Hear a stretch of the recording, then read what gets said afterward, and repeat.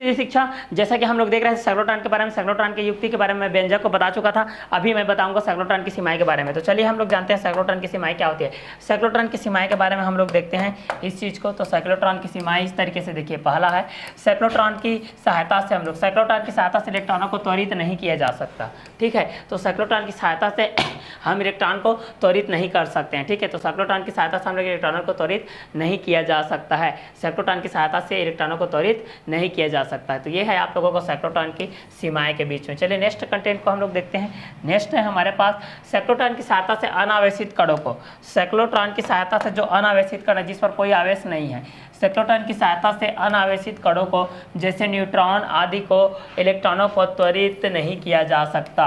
मतलब जो अनावेशित कण है उन लोगों को साइक्लोट्रॉन की सहायता से त्वरित नहीं किया जा सकता। ठीक है, जो इसकी सीमाएं हैं, साइक्लोट्रॉन की सहायता से अनावेशित कणों जैसे न्यूट्रॉन आदि को इलेक्ट्रॉनों को त्वरित नहीं किया जा सकता। जिस पर आवेशित जो है, धन आवेशित है, ऋण आवेशित है, उसको आप लोग त्वरित कर सकते हैं, लेकिन जो अनावेशित है उसको हम लोग त्वरित नहीं कर सकते। नेक्स्ट है हमारा साइक्लोट्रॉन में धन आयन के एक निश्चित सीमा की चाल से साइक्लोट्रॉन में धन आयन को एक निश्चित सीमा की चाल से अधिक त्वरित नहीं किया जा सकता। एक निश्चित सीमा रहता है, वहाँ तक हम उसको त्वरित कर सकते हैं। किसी का भी एक निश्चित सीमा रहता है, एक लिमिटेड रहता है, वहाँ तक उसको हम लोग त्वरित कर सकते हैं। तो निश्चित सीमा तक इसको हम लोग त्वरित कर सकते हैं, इससे और ज़्यादा हम लोग नहीं कर सकते। तो साइक्लोट्रॉन में धन आयन को एक निश्चित सीमा की चाल से अधिक त्वरित नहीं किया जा सकता। साइक्लोट्रॉन में धन आयन को एक निश्चित सीमा की चाल से अधिक त्वरित नहीं किया जा सकता है। उसके कुछ लिमिटेड रहता है, वहाँ तक उसको त्वरित किया जा सकता है। ठीक है, अगला है इसका सीमाएं के साथ साथ इसका उपयोग को भी पूछते हैं। तो उपयोग और सीमा दोनों याद रखिए। पहला उपयोग है रेडियो एक्टिव पदार्थ उत्पन्न करने में। साइक्लोट्रॉन का उपयोग हम लोग रेडियो एक्टिव पदार्थ उत्पन्न करने में किया जाता है। ठीक है, दूसरा ठोसों में आयनों को रोपित कर उनके गुणों को सुधारने में किया जाता है।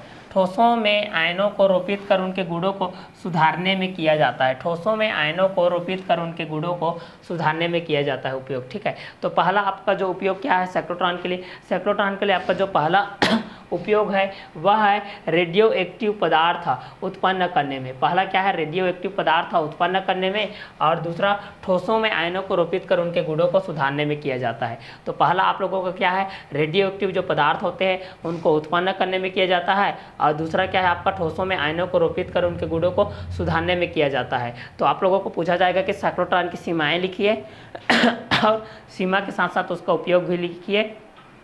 साइक्लोट्रॉन क्या है, साइक्लोट्रॉन के लिए व्यंजक व्युत्पन्न लिख दीजिए। अगला है थर्ड नंबर पदार्थों के संश्लेषण में। ठीक है, तो साइक्लोट्रॉन का उपयोग हम लोग पदार्थों के संश्लेषण करने में भी साइक्लोट्रॉन का उपयोग किया जाता है। किसके रूप में किया जाता है, पदार्थों के संश्लेषण में। तो पहला है रेडियोएक्टिव पदार्थ उत्पन्न करने में। पहला उपयोग आपका क्या है, रेडियोएक्टिव पदार्थ उत्पन्न करने में। दूसरा ठोसों में आयनों को रोपित कर उनके गुणों को सुधारने में किया जाता है, और तीसरा पदार्थ के संश्लेषण में किया जाता है। और जो चौथा जो चीज़ है वह त्वरित ऊर्जायुक्त कणों को प्राप्त करने में किया जाता है। त्वरित ऊर्जायुक्त कणों को प्राप्त करने में किया जाता है। तो उपयोग ये चार उपयोग हैं, तीन सीमाएं हैं, इसको आप लोग याद रखिए अच्छे से। तो पहला उपयोग क्या है, रेडियो एक्टिव पदार्थ उत्पन्न करने में। पहला आपका उपयोग क्या है, रेडियो एक्टिव पदार्थ उत्पन्न करने में। दूसरा ठोसों में आयनों को रोपित कर उनके गुणों को सुधारने में, और तीसरा पदार्थों के संश्लेषण में, और चौथा चीज़ है वह त्वरित ऊर्जायुक्त कणों को प्राप्त करने में किया जाता है। ठीक है, तो ये आपके चार उपयोग हो गए। ये चारों उपयोग को आप लोग अच्छे से याद कीजिएगा, क्योंकि उपयोग और सीमाएं क्वेश्चन की दृष्टि से बहुत ही इम्पोर्टेंट होते हैं, तो इसलिए इनको अच्छे से देखिएगा आप लोग, ये इम्पोर्टेंट है। तो पहला रेडियो एक्टिव पदार्थ उत्पन्न करने में, क्या पदार्थ उत्पन्न करने में, रेडियो एक्टिव पदार्थ उत्पन्न करने। दूसरा ठोसों में आयनों को रोपित कर उनके गुणों को सुधारने में, और तीसरा पदार्थों के संश्लेषण में, और चौथा त्वरित ऊर्जायुक्त कणों को प्राप्त करने के लिए आपका उपयोग किया जाता है। नेक्स्ट है हमारा अगला टॉपिक है। अगला टॉपिक चुंबकीय क्षेत्र में स्थित धारा लूप पर बल आघूर्ण। तो चुंबकीय क्षेत्र में स्थित धारा लूप पर हम लोग बल आघूर्ण को देखते हैं। ठीक है, तो इसके लिए हम लोग पहला बल आघूर्ण को इस तरीके से देखते हैं। पहला ये एन के लिए देखते हैं इस तरीके से, ये आपका एस है,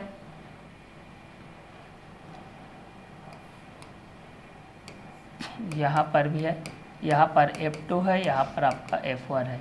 दूसरा एक और है इस तरीके से,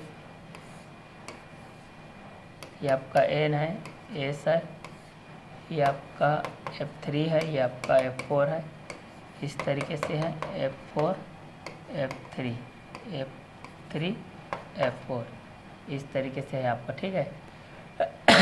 तो यहाँ पर चुंबकीय क्षेत्र में स्थित धारा लूप पर बल आघूर्ण देखते हैं, ठीक है। तो चुंबकीय क्षेत्र पर धारा लूप पर बल आघूर्ण आपका होता है चुंबकीय क्षेत्र में स्थित धारा लूप पर, चुंबकीय क्षेत्र में स्थित धारा लूप पर बल आघूर्ण, धारा लूप पर आपका बल आघूर्ण, ठीक है। तो चुंबकीय क्षेत्र में स्थित धारा लूप पर आपका बल आघूर्ण को दर्शाते हैं हम लोग टाउ के रूप में। तो टाउ इक्वल टू होता है आई इंटू एल बी इंटू होता है बी साइन थीटा, ये आपका होता है। तो टाउ इक्वल टू हो जाएगा आपका, ये आई आपका बाहर रहेगा, तब यहाँ पर कितना हो जाएगा एल इंटू बी हो जाएगा और इंटू बी आपका साइन थीटा हो जाएगा। इसका वैल्यू होता है आपका आई बी, तो टाउ इक्वल टू हो जाएगा आई ए बी साइन थीटा हो जाएगा, ये आपका, ठीक है, ए बी साइन थीटा हो जाएगा। टाउ इक्वल टू हो जाएगा आई ए बी साइन थीटा, ये आपका बल आघूर्ण के लिए अभिष्ट व्यंजक है, अभिष्ट व्यंजक है, ठीक है। तो tau equal to I L B हो जाएगा। तो यहाँ पर अगर थीटा इक्वल टू 90 डिग्री रहेगा पहला स्थिति, तो यहाँ पर टाउ इक्वल टू हो जाएगा आई ए बी हो जाएगा, ठीक है। और दूसरा अगर थीटा इक्वल टू आपका 0 डिग्री रहेगा तब टाउ इक्वल टू हो जाएगा आपका पूरा 0 हो जाएगा। तो ये है आपका चुंबकीय क्षेत्र में स्थित धारा लूप पर बल आघूर्ण। ये 3 नंबर के क्वेश्चन में आता है, इसको अच्छे से देखिएगा। 3 नंबर वाला क्वेश्चन है, चुंबकीय क्षेत्र में स्थित धारा लूप पर बल आघूर्ण, ठीक है। तो यहाँ पर आपका बल आघूर्ण को आप लोगों को टाउ के माध्यम से दर्शाते हैं, तो ये टाउ के अंतर्गत आएगा। नेक्स्ट देखते हैं धारामापी। यहाँ से अब आपका धारामापी चालू हो जाता है। इतने के पश्चात आप लोगों का जितने भी था वो खत्म हो गया। अब जितना भी पढ़ेंगे हम लोग धारामापी के बेस पे पढ़ेंगे आप लोग, ठीक है। तो चलिए धारामापी के बेस पे हम इस चीज़ को पढ़ते जाते हैं वास्तव में धारामापी क्या होती है। तो धारामापी वह उपकरण है, धारामापी वह उपकरण है जिसकी सहायता से, ठीक है, धारामापी वह उपकरण है आपका, ये धारामापी है,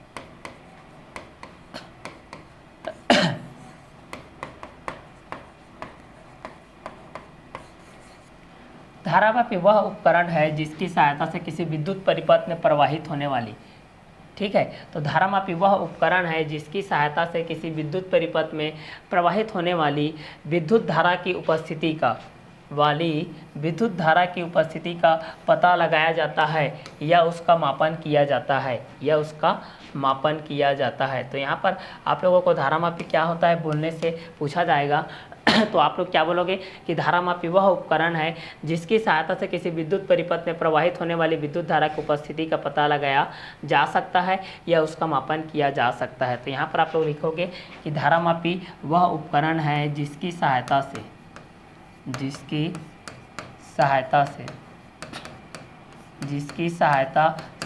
किसी विद्युत परिपथ में प्रवाहित होने वाली विद्युत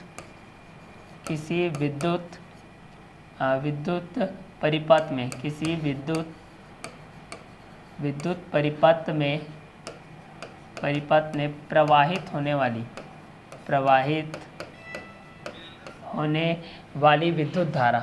वाली विद्युत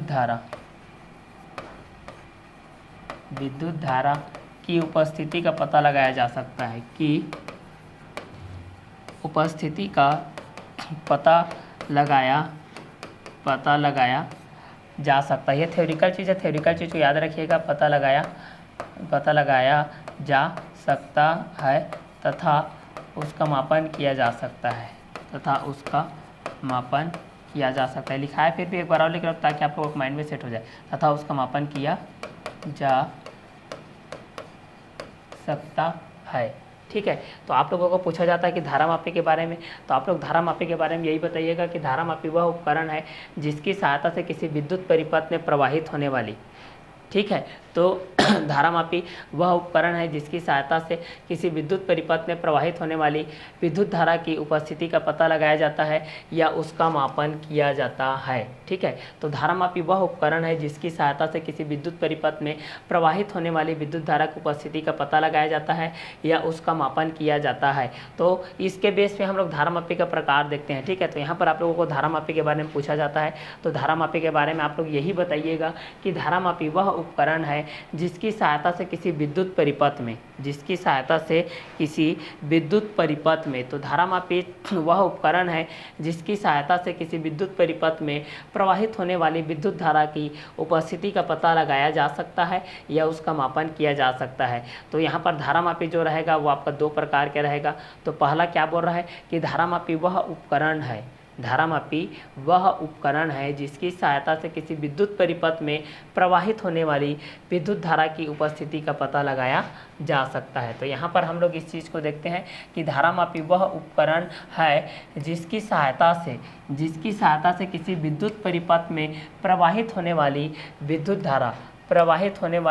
धारा की उपस्थिति का पता लगाया जा सकता है या उसका मापन किया जा सकता है। तो धारामापी हमारे पास दो प्रकार के होते हैं। धारामापी हमारे पास दो प्रकार के होते हैं। पहला जो इसका प्रकार होता है वह चल चुंबक धारामापी होता है। पहला हम लोग पढ़ेंगे चल चुंबक धारामापी के बारे में पढ़ेंगे, और जो दूसरा होता है वह चल कुंडली धारामापी होता है। इसका प्रकार होता है, पहला धारामापी का जो प्रकार है आपका, धारामापी के दो प्रकार होते हैं। धारामापी के दो प्रकार होते हैं। पहला जो प्रकार है वह चल चुंबक धारामापी है। चल चुंबक धारामापी, पहला जो प्रकार है वह आपका चल चुंबक धारामापी है, और जो दूसरा जो प्रकार है वह चल कुंडली धारामापी है। चल कुंडली धारामापी, दूसरा जो प्रकार है वह चल कुंडली धारामापी है। चल कुंडली धारामापी है। ठीक है, तो पहला हम लोग धारामापी का चल चुंबक धारामापी को देखेंगे, उसके पश्चात हम लोग देखेंगे चल कुंडली धारामापी को देखेंगे। ठीक है, तो फिर से रिपीट कर रहा हूँ मैं, धारामापी वह उपकरण है ना, धारामापी वह उपकरण है जिसकी सहायता से किसी विद्युत परिपथ में प्रवाहित होने वाली विद्युत धारा की उपस्थिति का पता लगाया जा सकता है तथा उसका मापन किया जा सकता है। धारामापी दो प्रकार के होते हैं, चल चुंबक धारामापी और चल कुंडली धारामापी। तो चलिए इसको हम लोग एक एक करके देखते जाते हैं। वास्तव में इसके प्रकार का वर्णन हम लोग किस तरीके से करते हैं, वास्तव में चल चुंबक धारामापी क्या होती है, इसका उपयोग हम लोग किस तरीके से करते हैं, इसके सिद्धांत क्या होते हैं, इसके कार्यविधि क्या होते हैं, चल कुंडली धारामापी क्या होती है, इसके भी सिद्धांत क्या होते हैं, कार्यविधि क्या होते हैं, इस चीज़ को हम लोग देखते जाते हैं एक एक करके दोनों चीज़ों को। ठीक है, तो चलिए नेक्स्ट देखते हैं। चल चुंबक धारामापी, मूविंग मैग्नेट गैल्वेनोमीटर। ठीक है, गैल्वेनोमीटर मतलब धारामापी, चल चुंबक मूविंग मैग्नेट मतलब मूव होना उसको। ठीक है, तो पहला देखते हैं हम लोग चल चुंबक धारामापी। पहला आपका जो कंटेंट है वो है आपका चल चुंबक धारामापी। पहला जो कंटेंट है वो है आप लोगों का चल चुंबक धारामापी। तो चल चुंबक धारामापी क्या बोल रहा है, इस चीज़ को यहाँ पर हम लोग देखते हैं। पहला बोल रहा है कुंडली और चुंबक में दो चीज़ है यहाँ पर, पहला आपका कुंडली है, दूसरा आपका चुंबक है। यहाँ पर पहला चीज़ क्या दिया है, बोल रहा है कुंडली दिया है, और दूसरा चीज़ दिया है आपका चुंबक। कुंडली और चुंबक, प्रत्येक प्रकार के धारामापी के मुख्य भाग होते हैं। जितने भी प्रकार के रहेंगे वह प्रत्येक प्रकार के धारामापी के मुख्य भाग होते हैं। ये आपके धारामापी के क्या होते हैं, प्रत्येक प्रकार के धारामापी के मुख्य भाग होते हैं। तो कुंडली और चुंबक प्रत्येक प्रकार के धारामापी के मुख्य भाग होते हैं। दूसरा चीज़ बोल रहा है कि चल चुंबक धारामापी में विद्युत धारा, चल चुंबक धारामापी में जो आपकी विद्युत धारा होती है, ठीक है, तो कुंडली और चुंबक प्रत्येक प्रकार के धारामापी के मुख्य भाग होते हैं। पहला उसका कुंडली और दूसरा उसका चुंबक, ये दोनों मुख्य भाग होते हैं प्रत्येक प्रकार के धारामापी के। ठीक है, दूसरा चीज़ बोल रहा है कि चल चुंबक धारामापी में विद्युत धारा, चल चुंबक धारामापी में विद्युत धारा प्रवाहित करने पर, जब चल चुंबक धारामापी में जब हम लोग चल चुंबक धारामापी में विद्युत धारा प्रवाहित करते हैं, ठीक है, तो कुंडली स्थिर रहती है। तो कुंडली एक ही जगह पर यहाँ पर स्थिर रहेगी। आपका कुंडली क्या रहती है, स्थिर रहती है, तथा चुंबक विक्षेपित हो जाती है। ये यहाँ पर आपका जो चुंबक रहेगा NS रहेगा, ये चुंबक आपका क्या हो जाती है, विक्षेपित हो जाती है, ये चुंबक आपके विक्षेपित हो जाती है तथा इस पर्जीय धारामापी, ठीक है, टेन थीटा इस पर्जीय, जिया बोलने से साइन, ओजिया बोलने से कॉस और स्पर्शजिया बोलने से टेन, ये होता है स्पर्शजिया धारामापी, हेल्महोल्ट्ज़ धारामापी, हेल्महोल्ट्ज़ धारामापी, ठीक है। तो पहला है स्पर्शजीय धारामापी, दूसरा हेल्महोल्ट्ज़ धारामापी, तीसरा अस्थैतिक धारामापी, आदि इसी प्रकार के धारामापी है। तो इस धारामापी के उदाहरण के बेस में आपके इस तरीके से आ गए। तो पहला चल चुंबक धारामापी के बारे में पूछा जाएगा आप लोगों को, तो क्या बोलोगे?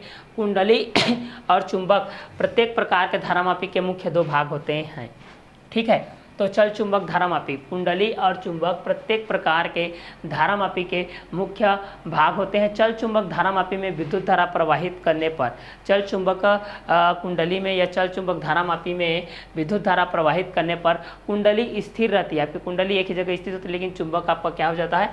विक्षेपित हो जाता है। चुंबक आपका क्या हो जाता है? विक्षेपित हो जाता है। तो इसके अंतर्गत, इस चल चुंबक धारामापी के अंतर्गत आपका स्पर्शजीय धारामापी आती है, हेल्महोल्ट्ज़ धारामापी आती है, अस्थैतिक धारामापी इस प्रकार के धारामापी के उदाहरण है। तो इसको याद रखिएगा, पहला स्पर्शजीय धारामापी है और दूसरा है आपका हेल्महोल्ट्ज़ धारामापी है और तीसरा है अस्थैतिक धारामापी है।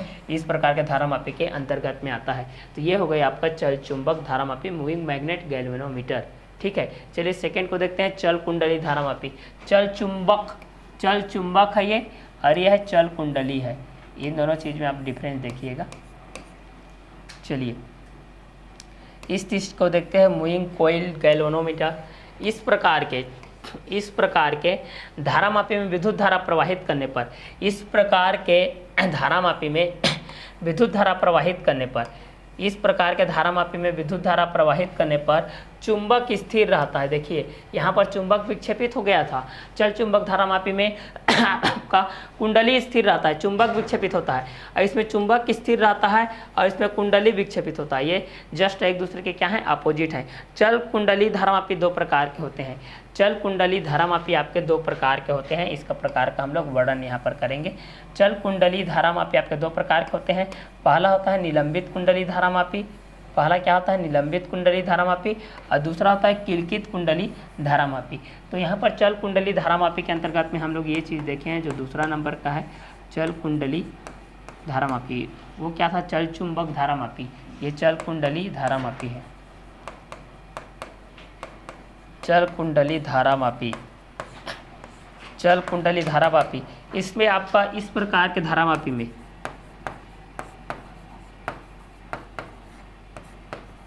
इस प्रकार के धारामापी में, इस प्रकार के धारामापी में, इस प्रकार के धारामापी में चुंबक स्थिर रहता है, चुंबक स्थिर रहता है। इस प्रकार के धारामापी में चुंबक स्थिर रहता है और कुंडली विक्षेपित हो जाता है,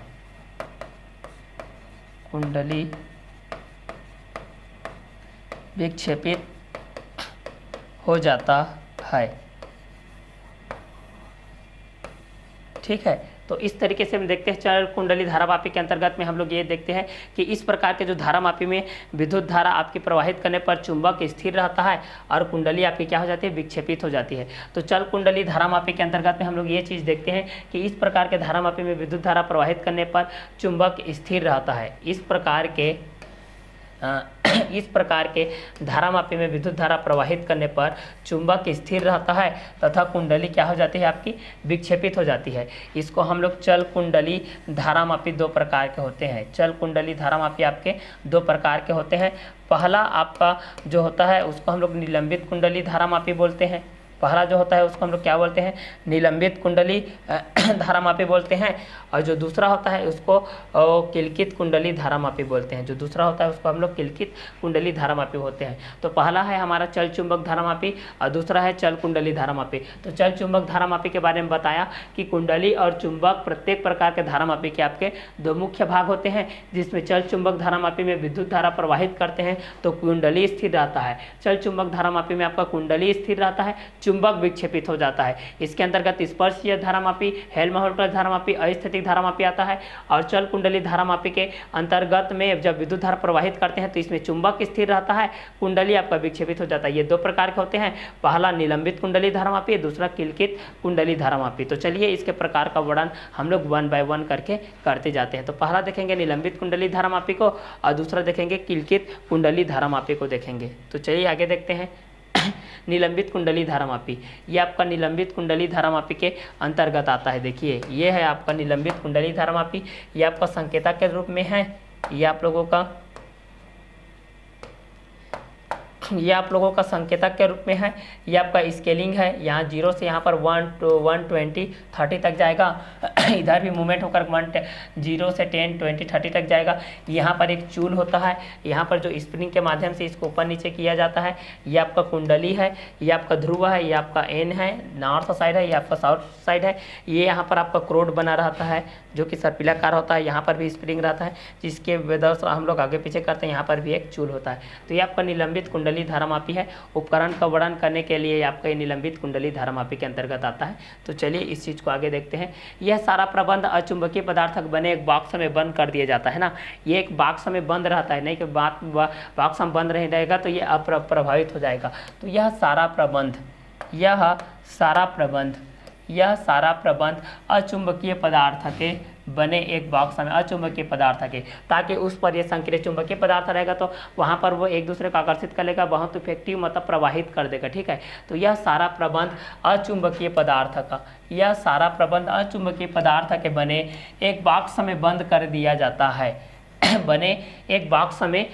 कर दिया जाता है ताकि धूल वायु आदि इत्यादि का, ताकि धूल का या वायु का या इत्यादि का कोई प्रवाह ना पड़े। नहीं तो अगर धूल और वायु इत्यादि का प्रवाह पड़ेगा तो वह विक्षेपित हो जाएगा, कुंडली भी आपका खराब हो जाएगा और चुंबक ऑलरेडी आप लोगों का खराब हो जाएगा। ठीक है, बॉक्स के सामने की दीवार कांच की बनी होती है ना। बॉक्स के सामने की दीवार कांच की बनी होती है तथा आधार में समतलकारी पेंच लगे होते हैं। कांच जो कि इफेक्टिव कांच रहेगा तो इफेक्ट नहीं डालेगा। ठीक है, तो यहाँ पर जो रहेगा बॉक्स रहेगा। ठीक है, इस बॉक्स में जब इसको पैकिंग करते हैं या बॉक्स में बंद करते हैं वो आपकी अचुंबकीय पदार्थ की बनी होनी चाहिए। किसकी बनी होनी चाहिए? अचुंबकीय पदार्थ की बनी होनी चाहिए। अचुंबकीय पदार्थ की ये बनी होनी चाहिए। उसके बाद इस पर अचुंबकीय पदार्थ इसलिए बने होती है ताकि यहाँ पर वायु या धूल के कण या इत्यादि कणों का इस पर कोई भी प्रभाव ना पड़े, कोई भी प्रभाव आपका ना पड़े, इस पर इसका कोई भी प्रभाव ना पड़े। बॉक्स के सामने का जो दीवार होता है वह कांच की दीवार बनी होती है। कांच की दीवार बनी होती है। ये आपकी कांच की दीवार बनी होती है और आधार में समतलकारी पेंच लगे होते हैं। समतलकारी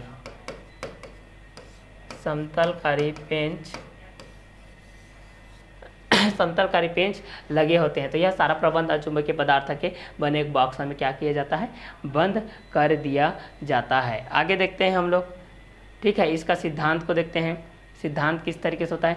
जब किसी कुंडली को एक समान चुंबकीय क्षेत्र में ना, इसका सिद्धांत के अंतर्गत हम लोग देखते हैं, जब किसी कुंडली को, कोई भी कुंडली है ना, जब किसी कुंडली को एक समान चुंबकीय क्षेत्र में स्वतंत्रता पूर्वक, एक समान चुंबकीय क्षेत्र में, जब किसी कुंडली को एक समान चुंबकीय क्षेत्र में स्वतंत्रता पूर्वक, कोई भी कुंडली है जिसको हम लोग एक समान चुंबकीय क्षेत्र में, जिसके प्रत्येक बिंदु पर उसकी चुंबकीय क्षेत्र की तीव्रता आपकी एक समान रहेगी, तो वहाँ पर कोई भी कुंडली रहेगा। जब किसी भी कुंडली को हम एक समान चुंबकीय क्षेत्र में स्वतंत्रता पूर्वक लटकाकर उसमें विद्युत धारा प्रवाहित करते हैं, स्वतंत्रता पूर्वक लटकाकर उसमें विद्युत धारा प्रवाहित की जाती है स्वतंत्र, उस कुंडली पर एक बल युग्म, तो उस कुंडली पर ना एक बल युग्म कार्य करता है आप लोगों का, तो उस कुंडली पर एक बल युग्म कार्य करने लगता है। उस कुंडली पर एक बल युग्म आपको कार्य करने लगता है जो कुंडली को विक्षेपित कर देता है, जो कुंडली को क्या कर देता है भाई? विक्षेपित कर देता है, तथा कुंडली पर लगने वाले, तथा कुंडली पर लगने वाले इस बल युग्म के आघूर्ण को, कुंडली पर लगने वाले इस बल युग्म के आघूर्ण को विक्षेपक बल युग्म का आघूर्ण कहते हैं। क्योंकि यहाँ पर विक्षेपित कर रहा है, तो इस बल युग्म को हम लोग क्या बोलेंगे, आघूर्ण विक्षेपक बल युग्म का आघूर्ण बोलेंगे। ठीक है, जैसे कि जब कुंडली विक्षेपित हो जाती है, अब इसके बाद जो आपका कुंडली है वह विक्षेपित हो जाता है। जब कुंडली विक्षेपित हो जाती है, जब कुंडली विक्षेपित हो जाती है तो फास्फर ब्रांच की पत्ती, जिसको हम लोग निलंबन तंतु कहते हैं, में ऐंठन उत्पन्न हो जाती है, में ऐंठन उत्पन्न हो जाती है, जिससे विक्षेपक बल युग्म के विपरीत दिशा में ऐंठन बल युग्म कार्य करने लगता है, जिस पर ऐंठन बल युग्म कार्य करने लगता है, जिस पर आपका ऐंठन बल युग्म कार्य करने लगता है। जब विक्षेपक बल युग्म का आघूर्ण, जब विक्षेपक बल युग्म का आघूर्ण ऐंठन बल युग्म के आघूर्ण के, जब विक्षेपक बल युग्म का आघूर्ण ऐंठन बल युग्म के आघूर्ण के बराबर हो जाता है तो कुंडली संतुलित होकर के रुक जाती है। कुंडली कब संतुलित होकर के रुकती है पूछेगा तो आप लोग क्या बताओगे, जब विक्षेपक बल युग्म का आघूर्ण ऐंठन बल युग्म के आघूर्ण के बराबर हो जाता है तो कुंडली संतुलित होकर के क्या हो जाती है, रुक जाती है। तो जब किसी कुंडली को एक समान चुंबकीय क्षेत्र में स्वतंत्रता पूर्वक लटकाकर उसमें विद्युत धारा प्रवाहित की जाती है तो उस कुंडली पर एक बल युग्म कार्य करने लगता है जो कुंडली को विक्षेपित कर देता है। कुंडली पर लगने वाले इस बल युग्म के आघूर्ण को विक्षेपक बल युग्म का आघूर्ण कहते हैं। जब कुंडली विक्षेपित हो जाती है तो फास्फर ब्रांच की पत्ती निलंबन तंतु में ऐंठन उत्पन्न हो जाती है तथा जिससे विक्षेपक बल युग्म के विपरीत दिशा में ऐंठन बल युग्म कार्य करने लगते हैं। तो यहाँ पर सिद्धांत के बेस पे सर्वप्रथम हम लोग देखते हैं तो कुंडली को एक समान ना, पहला जो कुंडली रहता है उसको एक समान चुंबकीय क्षेत्र में, एक समान चुंबकीय क्षेत्र में, एक समान चुंबकीय क्षेत्र में, एक समान चुंबकीय क्षेत्र में स्वतंत्रता लटकाकर उसमें विद्युत धारा प्रवाहित करते हैं। उसमें हम लोग विद्युत धारा क्या करते हैं, विद्युत धारा प्रवाहित करते हैं। फिर उस कुंडली पर एक बल युग्म कार्य करने लगता है, उस कुंडली पर एक बल युग्म कार्य करने लगता है, बल युग्म कार्य करने लगता है, तब कुंडली विक्षेपित हो जाती है। आपकी जो कुंडली रहेगी वो आपका क्या हो जाएगा, विक्षेपित हो जाएगा। जो कुंडली रहेगी वह आपका विक्षेपित हो जाएगा। फिर कुंडली पर लगने वाले इस बल युग्म को हम लोग विक्षेपक बल युग्म आघूर्ण बोलते हैं, विक्षेपक बल युग्म आघूर्ण, विक्षेपक बल युग्म आघूर्ण, इस चीज़ को हम लोग विक्षेपक बल युग्म आघूर्ण बोलते हैं। जब कुंडली विक्षेपित हो जाती है तो फास्फर ब्रांच की, जब कुंडली आपका विक्षेपित हो जाती है तो जो आपका फास्फर ब्रांच है भाई, जो आपका फास्फर ब्रांच है जिसको हम लोग निलंबन तंतु के ऐंठन के रूप में उत्पन्न होता है उसको विक्षेपक बल युग्म के विपरीत दिशा में करते हैं, उसको हम लोग उसके क्या करते हैं, विपरीत दिशा में करते हैं। फिर यहाँ पर एक कार्य करने लगता है जिस पर इस स्थिति में आपका जो विक्षेपक बल युग्म का आघूर्ण है, विक्षेपक बल युग्म का आघूर्ण है, विक्षेपक बल युग्म का आघूर्ण है वह ऐंठन बल युग्म का आघूर्ण, वह ऐंठन बल युग्म का आघूर्ण के बराबर हो जाता है। तब यहाँ पर आपको कुंडली संतुलित होकर रुक जाती है, कुंडली आपकी संतुलित होकर के रुक जाती है, कुंडली आपकी संतुलित होकर के क्या हो जाती है, यहाँ पर रुक जाती है, रुक जाती है। तो इस सिद्धांत के अनुरूप अगर हम लोग देखते हैं तो इस सिद्धांत के अनुसार क्या होता है, इस सिद्धांत के अनुसार जब किसी कुंडली को एक समान चुंबकीय क्षेत्र में स्वतंत्रता पूर्वक लटकाकर उसमें विद्युत धारा हम लोग प्रवाहित करते हैं तो उस कुंडली पर एक बल युग्म कार्य करने लगता है जो कुंडली को विक्षेपित कर देता है। कुंडली पर लगने वाले इस बल युग्म के आघूर्ण को विक्षेपक बल युग्म का आघूर्ण कहते हैं। जब कुंडली विक्षेपित हो जाती है तो फास्फर ब्रांच की पत्ती या निलंबन तंतु में ऐंठन उत्पन्न हो जाती है जिससे विक्षेपक बल युग्म के विपरीत दिशा में ऐंठन बल युग्म का कार्य करने लगता है। जब विक्षेपक बल युग्म का आघूर्ण ऐंठन बल युग्म का आघूर्ण के बराबर हो जाता है तो कुंडली संतुलित होकर के रुक जाती है। यह है आपका सिद्धांत के बेस